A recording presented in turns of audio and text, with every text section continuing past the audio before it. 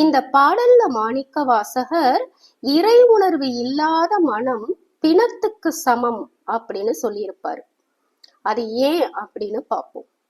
மாணிக்க வாசகர் தனக்குத்தானே கேட்டுக்குவாரு, ஏன் நெஞ்சமே, இறைவன் உன்னை ஆட்கொள்றதுக்கு முன்னாடி நீ அவனை நினைக்கல.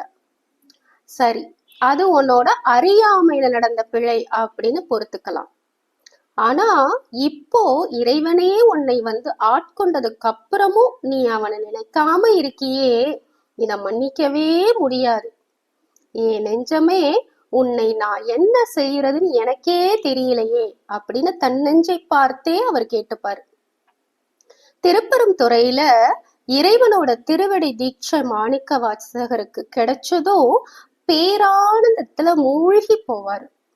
தன்னையே மறந்த ஒரு சமாதி நிலைக்கு போயிடுவாரு.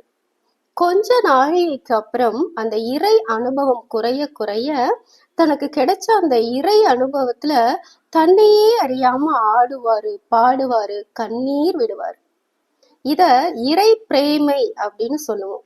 இறை பிரேமை அப்படின்னா இறைவன் மீது கொண்ட நிபந்தனையற்ற ஆழமான அன்புதான் இறை பிரேமை. இந்த இறை பிரேமையும் குறைஞ்சிடும் கொஞ்ச நேரத்துல. அதனால ஆடுறது, பாடுறது, அழுகிறது இதெல்லாம் நின்னுடும். அதுக்கப்புறம் மாணிக்க வாசகர் நிறைய திருக்கோவில்களுக்கு போறாரு. அப்படி போகும்போது அங்க சிவனடியார்கள் உழவார பணி செய்யறது, மலர் கொண்டு வழிபடுறது, இதையெல்லாம் பாக்குறாரு.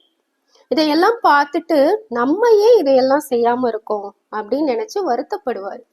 அதனால தனக்குள்ள தானே கேட்டுப்பாரு, உணர்ச்சியே இல்லாத பிணத்தை போல இருக்கியே என் நெஞ்சமே, சிவபெருமான் ஆட்கொண்ட அந்த அன்பை நினைச்சு நீ ஆடவும் இல்ல, அவரோட திருவடிகள் மீது அன்பு கொள்ளவும் இல்லை, அவனோட புகழ எழும்பு உருக பாடவும் இல்லை, பதறி துடிக்கவும் இல்லை, அவரை பணிவோட வணங்கல, அவரோட திருவடிய தலையில வச்சுக்கவும் இல்லை, மலர்களை சூட்டவும் இல்லை, அவன் எங்க இருக்கான் அப்படின்னு தெருக்கள்ல போய் தேடவும் இல்லை.